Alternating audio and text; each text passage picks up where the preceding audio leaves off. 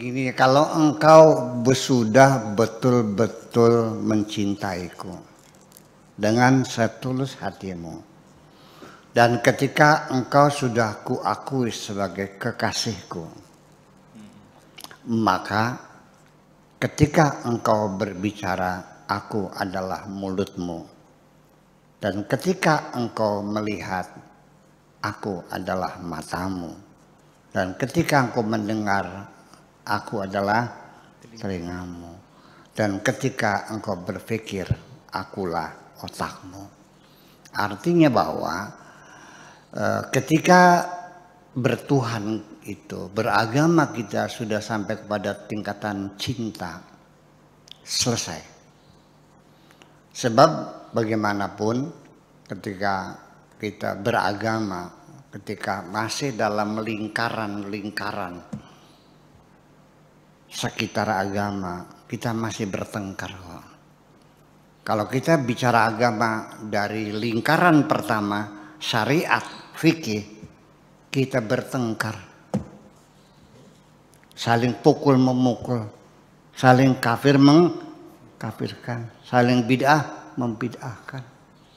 Gara-gara kunut bid'ah, gara-gara usolli bid'ah, gara-gara pegang Quran tidak wudhu lagi kamu tonjok kan? Ya. Ketika kita bicara agama dari lingkaran yang kedua, yaitu wilayah akidah, juga sama saling bunuh-membunuh.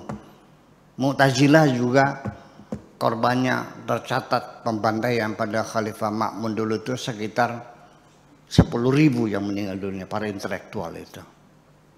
Ya, termasuk juga antara Sunni dengan Syiah dengan Sunni juga saling bunuh-membunuh sampai sekarang. Ya, di Irak hancur lebur, saling membunuh. Di Yaman juga yang membunuh orang Kristen bukan kok orang Islam sendiri.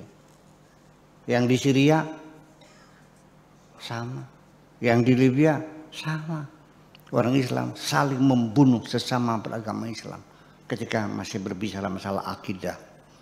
Mu'tazilah sendiri yang dibunuh ribuan orang, hanya orang Mu'tazilah mengatakan bahwa Al-Quran adalah firman Tuhan, artinya dicipta oleh Tuhan. Sedangkan Sunni mengatakannya Quran itu kalam Allah, sifatun qaimatun qadimatun, sifatun qadimatun qaimatun bidzatihi. Itu kan sangat filosofis sekali. Ya, kepada tarekat, bicara lagi dengan tarekat, sama juga. Naksabandiyah, Tijaniyah juga bermusuhan juga. Baru kita akan berhenti bertengkar dan tidak akan bertengkar dengan siapapun ketika kita sudah masuk dalam wilayah agama yang paling inti, yaitu agama cinta. Seperti itu kira-kira. Makanya aku sebagai matamu, artinya maksudnya mendapat jaminan dari Tuhan bahwa matamu tidak akan tertipu ketika melihat apapun. Aku sebagai mulutmu, artinya bukan Tuhan menjadi mulut kita, artinya mendapat jaminan dari Tuhan ketika engkau berkata akan penuh hikmah, akan menjadi kalimat-kalimat motivasi yang besar bermanfaat. Dan tidak akan mengadu domba orang, berkata hoax, menyebarkan fitnah.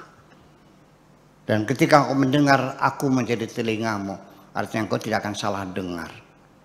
Dan ketika engkau berpikir juga mendapat jaminan dari Tuhan, maka aku akan menjadi orang yang pandai berpikir dengan bijaksana dan tidak akan salah. Karena bagaimanapun panca indera kita ini, baik mata, telinga, mulut, hidung, selalu tertipu.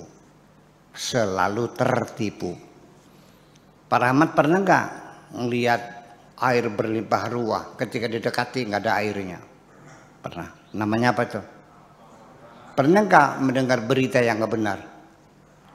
Sering nggak kamu salah ngomong? Sering nggak salah menyimpulkan? Ini Pak Halimi, sering nggak sisi hukum salah menyimpulkan? Anda berpikir salah. Ternyata dalam persidangan dinyatakan kalah. Betul nggak? Itu. Jadi artinya bahwa semuanya itu adalah kembali kepada hati kita sendiri. Mata sudah tahu sering tertipu, masih juga kau percaya. Nyung aku melihat sendiri kok, tak colok matamu sekalian. Sudah tahu sering tertipu masih percaya juga.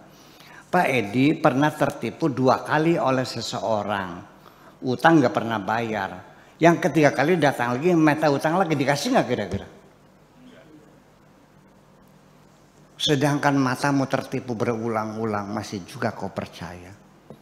Telingamu sering tertipu berkali-kali masih juga kau percayai. Dan otakmu juga salah kesimpulan, seringkali salah, masih juga kau andalkan. Hanya satu yang tidak pernah tertipu, yaitu hatimu.